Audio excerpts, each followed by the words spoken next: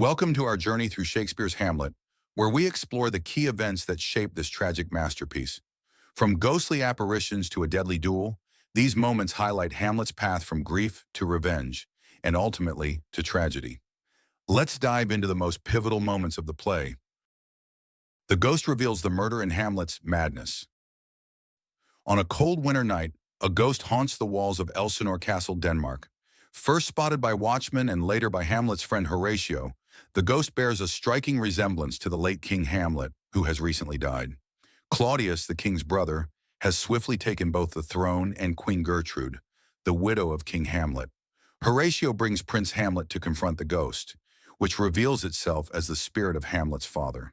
The ghost tells Hamlet that he was murdered by Claudius, who now rules Denmark. The ghost commands Hamlet to avenge his death, but disappears before daylight.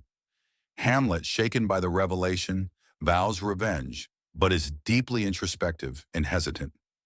Instead of taking immediate action, he becomes consumed by melancholy, which others mistake for madness. Claudius and Gertrude grow concerned about his erratic behavior and enlist Hamlet's friends Rosencrantz and Guildenstern to observe him. Polonius, the king's advisor, theorizes that Hamlet is mad with love for his daughter, Ophelia. Claudius agrees to spy on Hamlet as he interacts with Ophelia. But rather than showing affection, Hamlet harshly rejects her, urging her to go to a nunnery. He even denounces marriage, hinting at his broader disillusionment with the world around him. Play in the play and Hamlet's exile to England. A group of traveling actors arrives at Elsinore, and Hamlet hatches a plan to confirm his uncle's guilt. He instructs the players to perform a scene that mirrors the way Hamlet believes Claudius murdered his father. His hope is that Claudius will reveal his guilt if confronted with this reenactment. During the performance, as the murder scene unfolds, Claudius reacts violently, abruptly standing up and leaving the room. Hamlet takes this as confirmation of his uncle's guilt. Ready to act, Hamlet goes to kill Claudius but finds him praying. Fearing that killing him during prayer might send Claudius's soul to heaven, Hamlet delays, waiting for a more fitting moment. Claudius, now aware of Hamlet's behavior and fearing for his life, decides to send him away. Hamlet is ordered to England under the guise of a diplomatic mission, escorted by Rosencrantz and Guildenstern, who carry orders for Hamlet's execution. However, Hamlet outsmarts them and returns to Denmark, determined to face his destiny.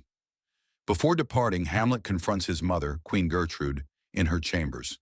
Polonius, the royal advisor, hides behind a tapestry, eavesdropping on their conversation. Mistaking him for Claudius, Hamlet impulsively stabs through the fabric, killing Polonius. This act of murder prompts Claudius to expedite Hamlet's exile to England, where a more sinister fate awaits him. Laertes and Claudius plot Hamlet's death. Claudius's plot against Hamlet doesn't stop at banishment. He sends Rosencrantz and Guildenstern to England with secret orders instructing the English king to execute Hamlet upon arrival. However, Hamlet's ship is attacked by pirates, and he unexpectedly returns to Denmark. Meanwhile, Ophelia, driven mad by grief over her father Polonius's death, drowns in a river. Her brother Laertes, enraged by both his father's and sister's deaths, returns from France seeking vengeance. Claudius manipulates Laertes, convincing him that Hamlet is responsible for both tragedies.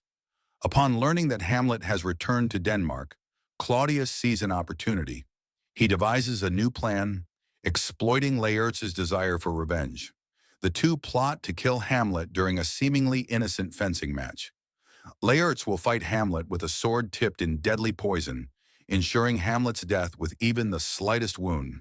To further guarantee the outcome, Claudius prepares a poison goblet, which he plans to offer Hamlet during the match in case Hamlet gains the upper hand. This scheme sets the stage for the deadly final confrontation between Hamlet and Laertes, with Claudius eagerly awaiting his rival's downfall. The duel and multiple deaths. Hamlet returns to Elsinore just in time for Ophelia's funeral. Overcome with grief, he fights Laertes in her grave, professing that he truly loved Ophelia.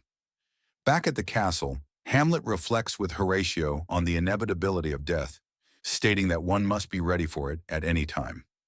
Soon after, the courtier Osric arrives, arranging the fencing match between Hamlet and Laertes, as planned by Claudius.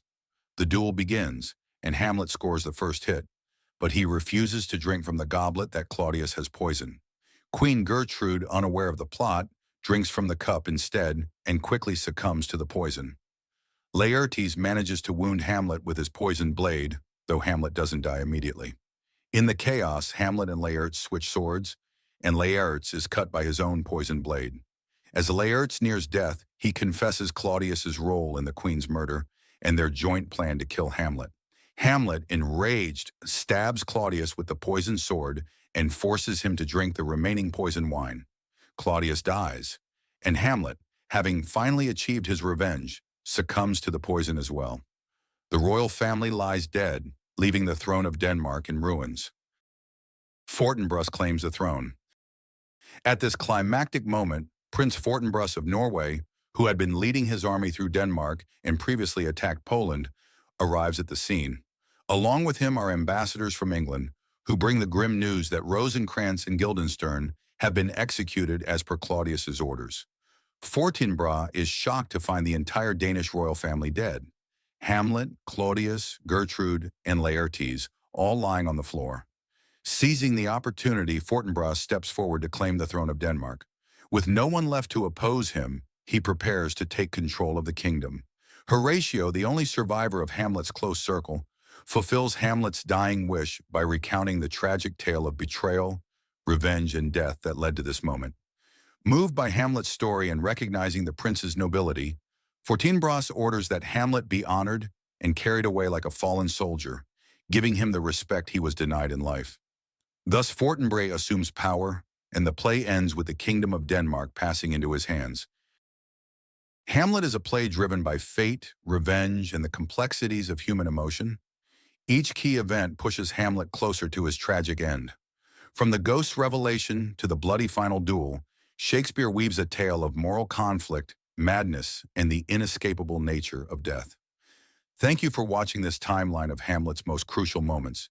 Don't forget to like, subscribe, and share for more literary explorations.